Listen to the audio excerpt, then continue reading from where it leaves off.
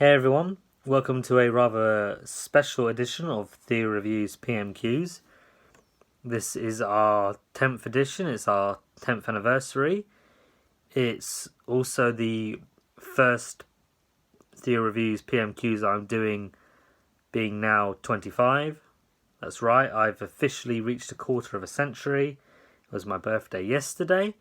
This is also a special edition because, like our first episode, ironically, this PMQs is not between the leader of the opposition and the Prime Minister. This is between the deputy leader of each party. This is between the deputy leader of the Labour Party, Angela Rayner, and the deputy Prime Minister, Dominic Raab. I've got my notes. I've got my Cooperative Party pen. Let's get straight to it. Let's not get straight to it. Just before we do, the reason why I'm posting this today is because obviously, being my birthday yesterday, I didn't have time to review it and put it on, so we're doing it today. So, obviously, Dominic Raab, the Deputy PM, opened by saying that the Prime Minister at the moment is in the United Arab Emirates and that 4 MPs from the Ukrainian Parliament were in the lobby watching. Angela Rayner then echoed Raab about the welcoming of the 4 Ukrainian MPs and mentioned obviously the recent news about Nazim being able to sort out coming to the UK, but asked what more could have been done at the time, and did the Prime Minister's language at the time sort of add fuel to the fire of the situation going on. Dominic Raab tried to say, we did everything we could. Angela Rayner then said, it's important to learn from our mistakes, and that's why there should be a review. That's why she asked Deputy Prime Minister to oversee a review, and that the deputy oversaw foreign intelligence from the Foreign Intelligence Services as Foreign Secretary, and can he confirm at any time did they ignore or overrule advice from the British Secret Services? Obviously referencing the discovery of some of the peerages to people of Russian origin with dodgy links to Putin. Raab says, that suggestion, is absolute nonsense, and is sort of overrated.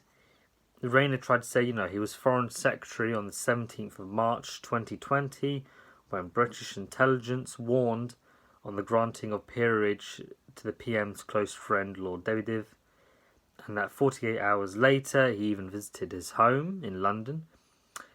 And Angela Rayner asked Dominic Raab, can he tell us what changed between the securities warning and the appointment?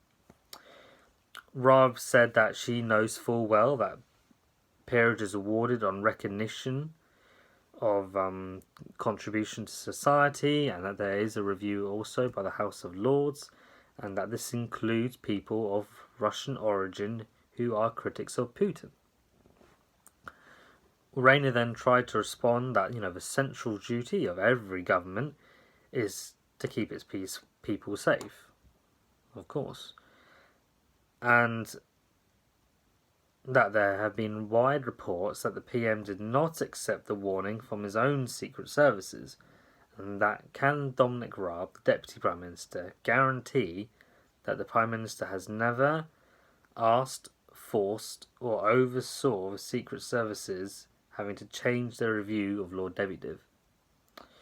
Raab tried to say, that's sheer nonsense again, like before, and he then tried to mention about Corbyn saying how that was a security risk at the time. Rayner then tried to respond, saying, responding by referencing last week's PMQs in regard to the fuel and energy crisis we're having here in the UK, and said that the PM is now begging the Saudi prince for a bailout because of how prepared they've been over the last 12 years and how they've had a chance over the last 12 years to sort out the dependency on other countries for fuel and energy, and is the PM's only plan to keep begging, basically. Raab again just tried to reference Corman.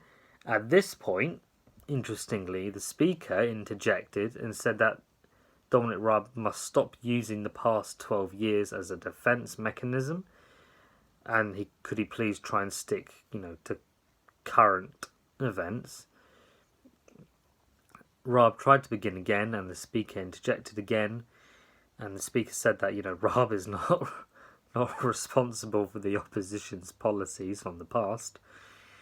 So Raab then tried to mention about, the Salisbury attack at the time.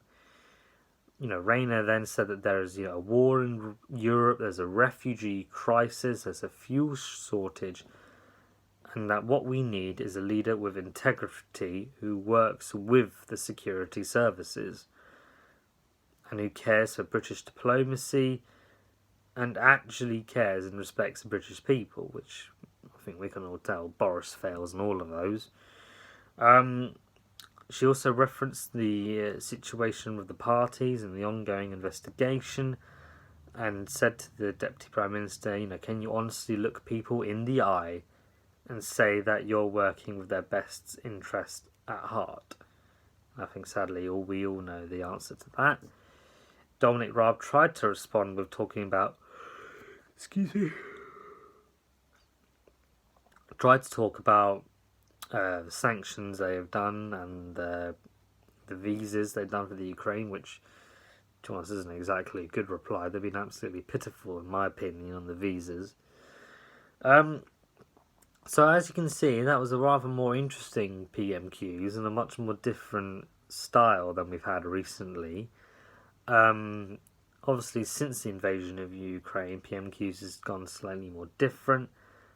Has gone mostly in a more unified way, trying to show the opposition and the government sort of unified over their response, but obviously still criticising each other.